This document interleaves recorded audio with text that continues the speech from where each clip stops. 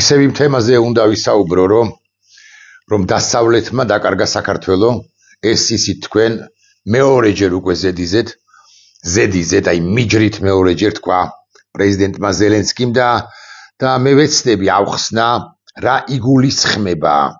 ამ სიტყვაში, რა იგულისხმება ამაში, რამდენად მართალია პრეზიდენტი ზელენსკი, მაგრამ პირველ ყოვლისა მე თქვენის ნებართვით ვისაუბრებ თემაზე რუსეთზე უნდა ვისაუბრო და უნდა ვთქვა შემდეგი. წლების განმავლობაში, 10 წლეულების განმავლობაში დასავლეთი იკვებებოდა ილუზიით, რომ რუსეთის გარდაქმნა შესაძლებელია. რომ რუსეთს თუ ეთამაშები, თუ მასთან ეკონომიკურ ურთიერთობებს დაამყარებ, თუ აღებ მიცემობით დაკავდები მასთან, თუ გამოიყენებ მის ვეებაქ სახელმწიფოს, ვეებაქ ქვეყნის მდიდარ ბუნებრივ რესურსებს, თუ ამ რესურსებს შენ გადაიტან დასავლეთში და ამის სანაცვლოდ რუსეთს საკმაოდ დიდ თანხას შესთავაზებ, ამის შედეგად რუსეთი გარდაიქმნება, რუსეთი დემოკრატიული გახდება. არა, შეიძლება ვერ დაეწიოს ვერც ერთ დასავლურ ევროპულ სახელმწიფოს დემოკრატიის ხარისხით, მაგრამ რუსეთი იქნება ერთგვარად დემოკრატიული სახელმწიფო, რომელთანაც ურთიერთობა, მოდი ასე ვიტყვი, შესაძლებელია. ის კი ვეღარ გაითვალისწინა დასავლეთმა, რომ რუსეთი არის ყოველთვის იყო ვულკანი, როგორც ასეთი იმპერიალისტური ვულკანი, რომელიც პერიოდულად იფეთქებს ხოლმე და ეს აფეთქებები გამოიხატება მის აგრესიულობაში ყოველთვის. მეცაც გეტყვით, აგრესიულობასაც კი რუსეთის ნებისმიერ მმართველს დასავლეთი პატიობდა, ხოლმე თვალს ხუჭავდა ამ აგრესიულობაზე და რაც მეტად ხუჭავდა თვალს, რაც მეტად პატიობდა, რაც მეტად უტარებდა, რაც მეტად არ აქცევდა ყურადღებას, მით მეტად აგრესიული ხდებოდა რუსეთი, რომელიც ეგრეთ წოდებულ ახალ რეალობებს ქმნიდა, მეტ და მეტ ტერიტორიას იპყრობდა, იმიტომ რომ რუსეთი, რომელიც დერჟავისტული სახელმწიფოა, დაპყრობითი ომების გარეშე უბრალოდ ვერ იარსებებს, ანუ თუ არ გაფართოვდა, თუ არ გასუქდა, თუ არ ამოიყორა მუცელი, ის ბუნებრივად განიცდის უკვე მერე შემცირებას და აქედან გამომდინარე უკლებლივ ყველა მისი მმართველის ისტორიაში მყოფი მმართველებისაც, ჯერ კიდევ მეფის რუსეთების დროს და უკვე შემდგომ ბოლშევიკების დროს და უკვე შემდგომ პოსტბოლშევიკურ პოსტკომუნისტურ ეპოქაში რუსეთი სულ მუდმივად იყო ორიენტირებული სწორედაც რომ სხვათა დაპყრობაზე, მერე გაძარცვაზე, ეს ძალიან მნიშვნელოვანია, მერე მაცხვების გაუბედურებაზე, ახალი რეალობის ეგრეთ წოდებული შექმნაზე, მერე ამით მუცელ ამოყრობაზე და დაამშვიდებაზე ბჭყალებში რასაკვირველია და მერე გარკვეული პერიოდის შემდეგ მისი იგივე მმართველი თუ სხვა მმართველი ახალ დაპყრობით ომებს აწარმოებდა, კიდევ იფართოვებდა და თუ თვალდახუჭვას დაინახავდა დასავლეთის მხრიდან, ბუნებრივია, რომ კიდევ უფრო მეტი და მეტი, კიდევ უფრო დიდი და მეტი მადა მოსდიოდა მეტ და მეტ ტერიტორიას თუ დიდ ტერიტორიებს, სხვა ტერიტორიებს იპყრობდა. დიახ, რუსეთი ასეთი დერჟავისტია, თავისთავად ასეთი, ეს არ ნიშნავს იმას, რომ რუსი ხალხია ცუდია, მეორე მხრივ რასაკვირველია, იმიტომ რომ ამგვარი რუსული ფაშიზმი, ხაზგასმით მინდა ვთქვა, რასაკვირველია ამგვარი რუსული ფაშიზმის, პუტინიზმის თუ გნებავთ ასე ვიტყვი, საფუძველთა საფუძველი, მიზეზთა მიზეზი. რასაკვირველია საფუძველთა საფუძველი, ხო, ფესვი რასაკვირველია თავად რუსი ხალხის ამ დერჟავისტობაში, ამ იმპერიულობაში დევს, მერე რასაკვირველია ამას ემატება ცალკეული ლიდერების შიზოიდიზმი, რა პუტინი შიზოიდია ყველაფერთან ერთად, ნაკლები შიზოიდი იყო ელცინი და კიდევ უფრო ნაკლები მაგალითად გორბაჩოვი, მაგრამ აი ეს ემატება, ეს დერჟავიზმს ემატება რუსი ხალხის აი ამ ეთნოფსიქოლოგიას, დამპყრობელის ფსიქოლოგიას ემატება გვირგვინად თუ ჩაროზად შიზოიდიზმი ამა თუ იმ ლიდერისა, მერე უკვე შესაძლებლობები კიდევ ერთი 10% რომ მიუმატოთ ამ ყველაფერს და მერე უკვე როცა გაასპროცენტდება, რუსეთი იწყებს აგრძელებს ამ ტერიტორიების დაპყრობას და აკი ასეც მოხდა 90-იანი წლებიდან დასავლეთმა ჩათვალა, რომ რუსეთის გადემოკრატიულება შესაძლებელია ეს ჩათვალა ვაშინგტონ კლინტონმა, ბუშმა, თუ გნებავთ უფროსმა, მერე უკვე კლინტონმა, ბუშმა ნაკლებად, კლინტონზე მეტად შესაძლოა სხვამაც, არ ვიცი, ვიდრე ბაიდენამდე, ასე ვიტყვი, ვიდრე უკრაინის კონფლიქტამდე. მოდი ასე ვიტყვი, მე ევროპაშიც მათ ყავდათ მოკავშირეები, რომლებიც სწორედ ასე, ზუსტად ასე ფიქრობდნენ და რუსეთს რა არ დაუთმეს, საკუთრივ უშუალოდ რუსეთში ჩადენილი დანაშაულების ელცინსაც და განსაკუთრებით პუტინს, ჩეჩნეთის ომი, ეს ორივე ომი პრაქტიკულად ელცინის პერიოდში მოხდა, პირველი ნამდვილად ელცინის პირობებში და მეორე ელცინ პუტინის პირობებში, მოდი ასე ვთქვათ, და აი ჩეჩენიერის გენოციდიც კი გაუტარეს, აღარ ვლაპარაკობ ჩეჩენიერის გენოციდთან შედარებით, მიმართებით სხვა ნაკლები მასშტაბის დანაშაულებზე, ბესლანზე, ნორდოსტზე, კურსკის ჩაძირვაზე, რაზე არა, რაც ამ ხნის განმავლობაში ცალკეულ მკვლელობებზე, ხო, ავისი ლისწევის მკვლელობა მაგალითად, ან უკვე შემდგომ ხა ეს პუტინის პერიოდია, მაგალითად ნემცოვის მკვლელობა, ან ნავალნის მკვლელობა, უკვე ახლახან ცოტა ხნის წინ და ეს ყველაფერი როცა გაზდის ხოლმე რუსეთს, შესაბამისად კი ის კიდე უფრო სხვა ეგრეთ წოდებულ ლეველზე გადის, კიდე უფრო მეტ ბოროტებას სჩადის და დასავლეთი ახლა თუ გამოფხიზლდა, ისიც ღმერთმა უწყის, მოდი მაინც ჩავთვალოთ რომ გამოფხიზლდა, დასავლეთი ახლა იმ კის, იმ შედეგებს, იმ ნაყოფს გეახლებათ, რომელიც თავადრე მოამწიფა და ამგვარი უმძიმესი შედეგი მიიღო, ახლა უკვე თაფრინავენ, ხო, ნიდერლანდების თავზე რუსული უპილოტო საშუალებები აღმოსავლეთ ევროპაზე, რომ აღარაფერი თქვათ და დასავლეთს თავი ხელში აქვს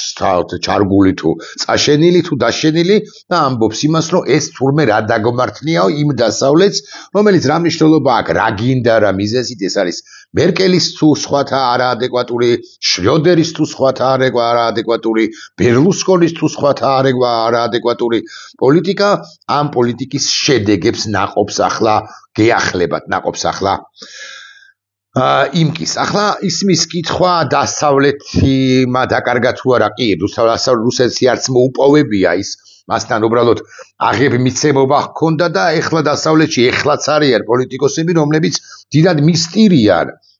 ამ აღებმიცემით ურთიერთობის შეწყვეტას, რუსეთთან გაწილობრივ შეწყვეტას რუსეთთან და ამბობენ, რომ აი რამხელა ბაზარია ის, მაინც უნდა ავიდვისოთ, დედა სტირებია უკრაინას, რა დროს ერთად თვით გამორკვევა,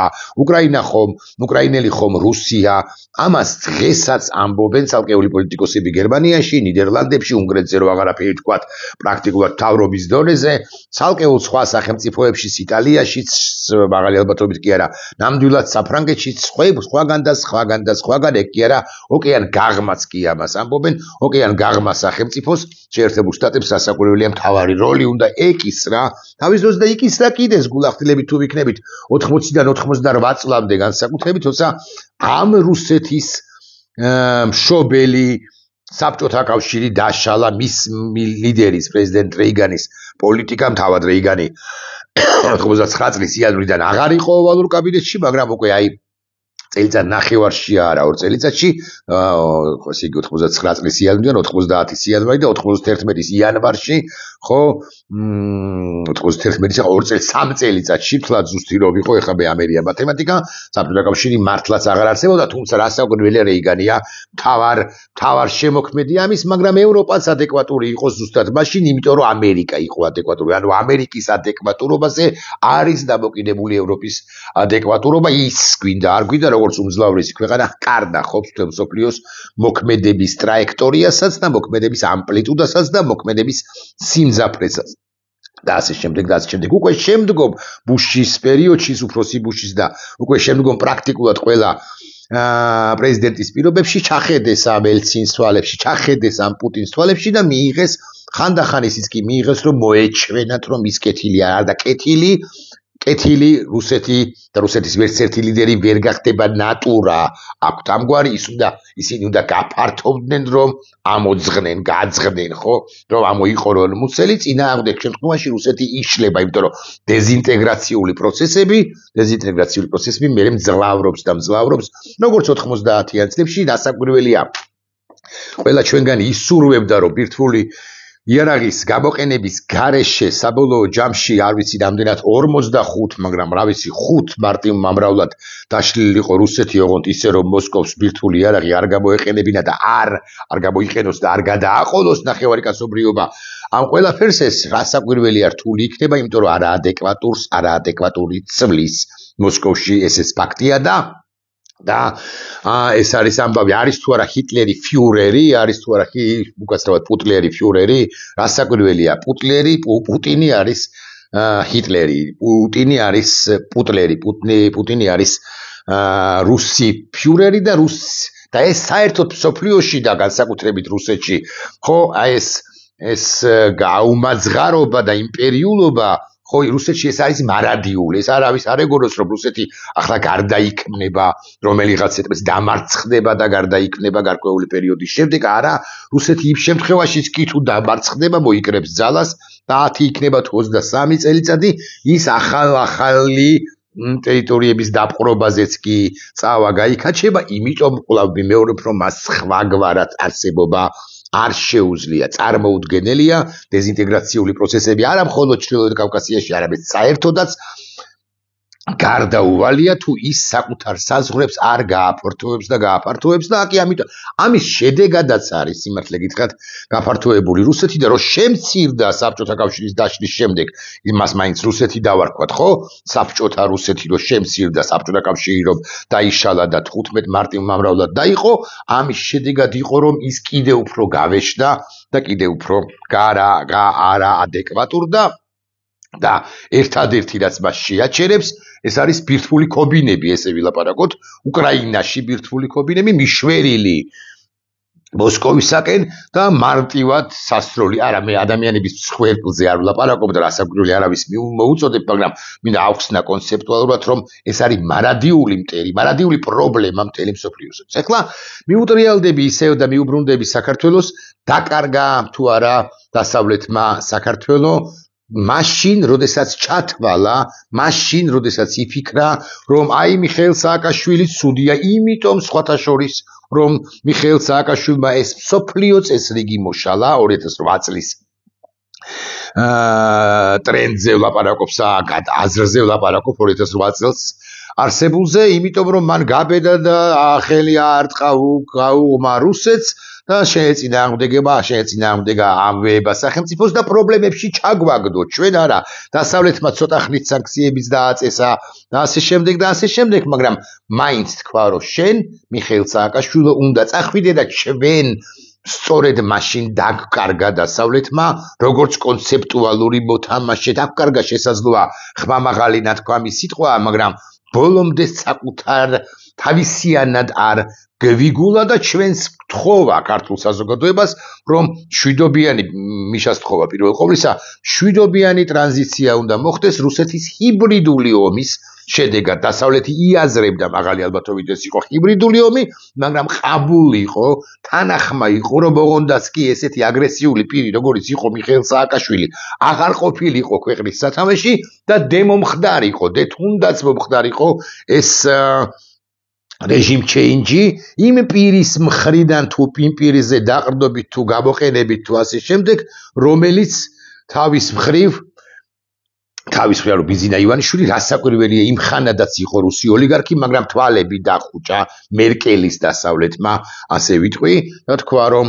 დიახ ობამას დასავლეთმა ხო ობამა ხო 2012 წლის 1 ოქტომბერს ხო არ მეშლება თქვა რომ ოკეი იყოს 2012 წლის 1 ოქტომბერს იყოს მოხდეს შეცვლა საქართველოში რეჟიმისა და დასავლეთმა დაკარგა რასაკვირველია საქართველოს უკვე იმ პერიოდში რამდენადაც ვერ გაისიგრძეგანა დასავლეთმა რომ ეს ქვეყანა ჩვენი ქვეყანა უნდა ყოფილიყო და იყო კიდეც და უნდა ყოფილიყო resilience country front line country მაინც და მაინც რაღაც კონვენციურ ომს არ გულისხმობ ეს უნდა ყოფილიყო ერთ-ერთი არა ერთადერთი მაგრამ ერთ-ერთი შემაჩერებელი ქვეყანა რუსეთის იმპერიული ზრახვებისა და პასუხისმგებელი რასაკვირველია რუსეთის აგრესია ამაში დამნაშავე რუსეთის არაადეკვატურობა პუტინის პუტლერობა პუტინის ჰიტლერობა პუტინის პუტინობა პუტინის სტალინობა რაც გნებავთ ის და არ როგორც გნებავთ ის არ ვქით მაგრამ დასავლეთმა დაკარგა საქართველოს სწორედ მაშინ და სწორედ იმ პერიოდში, როდესაც ჩათვალა, რომ რუსეთს შეიძლება ჩაუტოვოს საქართველოს, აკი ამიტომაც, აი, მაგალითად 2008 წლის ომამდე პერიოდს ზე ვისაუბროთ, 4 აპრილს გაიმართა ბუქარესტის ნატოს სამიტი, ეაჯებოდნენ ცალკეულ ლიდერები ეხვეწებოდნენ, რომ მივცეთ ამ ქვეყანას მაპი უკრაინასთან ერთად, მაგრამ დასავლეთის გერმანიის პირველ ყოვლისა იმჟამინდელმა ხელისუფლებამ თქვა, რომ არა, ამ ქვეყანას არ ეკუთვნის მაპიო, რატო არ გეკუთვნო და ჩვენ შილობ დარჩეს იმხანად მაპი და განახორციელებდა თუ არა რუსეთი აგრესიას 2008 წლის აგვისტოში, ჩვენ რო გაწევრიანების სამოქმედო გეგმა გქონდა და ბევრი ირყვის, რომ რაღაცაი გაწევრიანების სამოქმედო გეგმა არ არის ნატოს წევრობა, ეს ქოლგა ნატოსი კოლექტიური უსაფრთხოების საჩვენე არ გხურავსო და არ გადაგვეხურებოდაო, გადაგვეფარებოდაო, მართალი ბრძანება იქნებოდა, მაგრამ რუსეთს უფრო გაუჭირდებოდა 2008 წლის ავანტიურისა და ოკუპაციის მოწყობა, ადეკვატური რომ ყოფილიყო დასავლეთი იმჟამად და პრეზიდენტი ზელენსკი, როდესაც ამბობს, რომ დასავლეთმა დაკარგა საქართველო, ამაში პრინციპულად მართალია, იმიტომ რომ დასავლეთმა სათანადო ყურადღება არ მიაქცია საქართველოს კარგა ხნის განმავლობაში, ჩათვალა, რომ ეს არის პერიფერია და ეხლა მისთვის არც ძალია და ახლა საკმარისია დახარჯოს, არ ვიცი რა მნიშვნელობა აქვს 5 მილიარდი თუ 2 მილიარდი თუ 700 მილიონი დოლარი, ასე მაგალითად არასამთავრობო ორგანიზაციებზე არ ვიცი მე რიცხვებს ისე ვაბრეხვებ, არა აქვს ამას პრინციპული მნიშვნელობა და ეს არასამთავრობო ორგანიზაციები დააკვირდებიან რაღაც ადამიანის უფლებათა დაცვის საკითხებს, ისაუბრებენ რაღაც დემოკრატიის პრინციპებზე თუ ფუძემდებულ პრინციპებზე და ესენი იქნებიან დამაბალანსებელნი, ასე მაგალითად ივანიშვილისა და ივანიშვილის დამაბალანსებლები ესენი ვერც იქნებოდა, იმიტომ რომ ივანიშვილს თავიდანვე 2012 წელს ჰქონდა განზრახული, რომ საქართველოში მოეწყო სახელმწიფო გადატრიალება და პირველი 3 წელიწადი, 4 წელიწადი სულ მაქსიმუმ გელაპარაკებით, ის თამაშობდა, როგორც პოზიციონირებდა, როგორც ნორმალური და დემოკრატი მართველი, რომელიც აგე მშვიდობიანი ტრანზიციის შედეგად მოვიდა ხელისუფლებაში, მაგრამ მერე ნიღაბი ჩამოიხსნა და პუტინი თუ პუტლერია, პუტინი თუ ჰიტლერია, ის ბიზნეს გახდა პუტლერი, ხო ბიზნეს გახდა პუტინის მსგავსი მინი მართველი და აქ დაიწყო გრუზიის გაკეთება და საერთოდ განსაქართველოება მოხდა, ხო, დესაქართველოიზაციის პროცესში ვართ. ახლა კიდევ ერთხელ დავსვათ კითხვა, რა უნდა რუსეთს საქართველოსგან და არ საქართველოსგან და არა მხოლოდ საქართველოსგან მას უნდა განვრცობა საკუთარი ტერიტორიებისა გავლენების გაფართოება და რაც მთავარია, მათ შორის იმიტომაც რომ მას რესურსები არ ეყოფა თავადაც უჭირს მუცელ ამოუყურავი ქვეყანა საკუთარი ხაბაროვსკელებისთვის არ და ვერ მიუქცევია ყურადღება, მერე უკვე გაძარცვა, გამოყენება, ალაგად, ფეხსალაგად გარდაქმნა ამა თუ იმ შემთხვევაში ჩვენი ქვეყნისა კიდე რაღაც სოლნიჩნაია გრუზიად, რომელშიც მარტო ღრეობენ და მარტო ელარშას წელენ თუ წელავენ, ამგვარ ქვეყანად გარდაქმნა და დამკვიდრება საბოლოოდ ოღონდ. ეს ძალიან მნიშვნელოვანი პოინტი, მნიშვნელოვანი დეტალია. განსხვავებით მე-20 ან მე-19 საუკუნისაგან რუსეთი აქ შემოდის და როგორც ხედავთ, შემოდის არა მხოლოდ რბილად, ტკბილად მოცემულ ეტაპზე ბიზინა ივანიშვილის პირობებში, როცა დანებებულ ქართველებს ხედავს, არამედ ის შემოდის გაცილებით მეტად დემოგრაფიულად, ვიდრე მე-19 საუკუნეში შემოდიოდა, კომუნისტებზე აღარც ვიტყვი, ვიდრე მე-19 საუკუნეში შემოდიოდა. დიახ, რუსიფიკაცია ხდება ჩვენი ამ ქვეყნისა, რომ არასოდეს ქართულმა გენმა, ესე ვიტყვი, ქართულმა საზოგადოებამ გაბერც კი გაბედოს პროტესტი უმრავლესობით ნაწილში, იმიტომ რომ 30-47 წლის შემდეგ შეიძლება ვიღაცამ თქვას, რომ იცი რა არის, ეს ქვეყანა რუსულენოვანიც არის, ენას უზარმაზარი მნიშვნელობა აქვს, როგორც კი კრიტიკულ რაოდენობას მიაღწევს რუსთა, ეროვნებით რუსთა, რუსულენოვანთა ყოფნა საქართველოში, არა აიტიშნიკების, ამას არა აქვს მნიშვნელობა რა პროფესიების იქნებიან ეს ახალმოქალაქეები, რომელიღაც ეტაპზე ისინი მოითხოვენ უნივერსიტეტებს, ისინი მოითხოვენ სკოლებს, ისინი მოითხოვენ რუსული ენის სამინისის სახელმწიფო მეორე სახელმწიფო ენად ქცევას, ისინი მოითხოვენ რუსულ ენაზე საქმეთ წარმოებას და ასე შემდეგ და მე უყარე კაკალი, აი ეს რბილ თბილად შემოდის წინააღმდეგობის გაწევის გარეშე და ეხლა მე დავსვავ კიდევ ერთხელ კითხვას, არის თუ არა პუტინი პუტლერი, რა საკვირველია არის, იმიტომ რომ ახლა კიდევ ერთხელ იფეთქა ვულკანმა რუსულმა და ის მიძინებული სულ არის, სულ არსებობს და სულ იარსებებს, რაც თავარია, ვიდრე რუსეთი არ განადგურდება როგორც სახელმწიფო, მაგრამ ახლა უკვე ამოფრქვევის პროცესია, რათა დაიფროს და დაიფროს მეტი და მეტი ტერიტორია და თუ კითხვაზე არის თუ არა პუტინი პუტლერი ჩვენ ვცემთ დადებით პასუხს, ყველა ის ადამიანი, ვინც ის პოლიტიკოსია, პოლიტიკოსად წოდებული, ვინც პუტინს პუტლერს არ უწოდებს და ეთამაშება, ისაც გონია რომ თუ საკუთარ თავს და თუ მის ქვეყანას გადაარჩენს პუტინთან თამაშობით, ისიც ავტომატურად მინი პუტინია, ან პუტინის მოკავშირეა, უნდა ეს ბიზინა ივანიშვილს თუ არა აღიარებს თუ არა და დამატებით თუ პარალელურად ჩაიდენს თუ არა, გააკეთებს თუ არა რაღაც 5 კარგ თუ 7 კარგ პროექტს, პარაგრაფს ასე მაგალითად ააშენებს თუ არა, დიახ 497,000 პარაგრაფი, სულ რო პარაგრაფებით გადააბსოს მთელი ქვეყანა და 50 მილიონი ხო წარმოუდგენელია, მაგრამ პირობითად ხო დაურიგოს თითო მოქალაქეს, ხო წარმოუდგენელია, კვლავ ვიმეორებ, ნუ მანგარიშებით ამ შემთხვევაში რა დაუჯდებოდა 3 მილიონის დაკმაყოფილების შემთხვევაში, ავის 15 მილიარდი თუ არ ვწდები თუ 150 მილიარდი, და ამ მნიშვნელობა სულ რომ ეს გადაუხადოს, თუ აქ შენ რუსულ სახელმწიფოს აკეთებ, შენ მაინც ხარ პუტინის ანუ რუსი იმპერიალისტის მეკავშირე, ეს ან უნდა გავიგოთ, ან ვერ უნდა გავიგოთ. ახლა წადით ერთნი და მიიღეთ მონაწილეობა არჩევნებში, წადით მეორენი და მიიღეთ მონაწილეობა რევოლუციაში, წადით მესამენი და მიიღეთ მონაწილეობა ფსევდო არჩევნებში, წადით არჩევნებში მეოთხე და მიიღეთ მონაწილეობა ფსევდო რევოლუციაში, მაგრამ უკლებლივ ყველას თქვენ უნდა გაერთიანებდეთ ერთი რამ თავარი ამბავი, ან გადადეთ, რა ვიცი, რაც გინდათ ის გააკეთეთ, მაგრამ უკლებლივ ყველას თქვენ უნდა გაერთიანებდეთ ერთი ამბავი. მშვიდობიანი ტრანზიცია აქ ბუნტის, ჩხუბის, პირდაპირ მნიშვნელობით წაიგითხოს თუ უნდა მამუკამდინარაძე. მოკლედ არეულობის და გასაკვირველია ნორმის ფარგლებში, რომ შესაძლებლობის ფარგლებში, ნორმის ფარგლებში, ხო?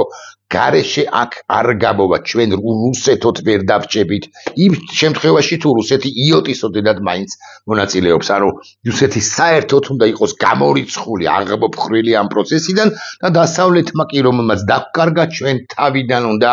გაიპოვოს, ასე ვიტყვი, დასავლეთმა უნდა მოგვიპოვოს და ეს შესაძლებელი არის რამდენიმე სცენარი, არსებობს კავკასიური სცენარი, სომხეთ-აზერბაიჯანს მივებმევით, ჩავებმევით, ამერიკას შემოვა დაიცავს ამ ქვეყანას და არავინ არაფერს არ დაიცავს. არც უკრაინის გამარჯვების შემთხვევაში არავინ არ დაგვიცავს, თუ ჩვენ თვითონ ადეკვატურები არ ვიქნებით და არ ვუწოდებთ ავს. ბიზინა ივანიშვილი არის პუტლერი, ესე ვიტყვი, პუტლერი კი ჰიტლერი როა, ეს კი ან ქე გეცოდინებათ, უკვე ახსენი, რუსეთი ამოუყორავი ქვეყანაა და საქართველოს რაც უფრო მეტად დაუწვება, მით უფრო მეტად გაღარიბდება, სულ რომ მილიარდები ჩაასხას გინდა ნამდვილმა პუტლერმა და გინდა გნებავთ პატარა პუტლერმა, უსუალოდ პუტინის აქაურმა მოკავშირე ოლიგარქმა, ეს რომ ვიცოდეთ, ნახვამდის.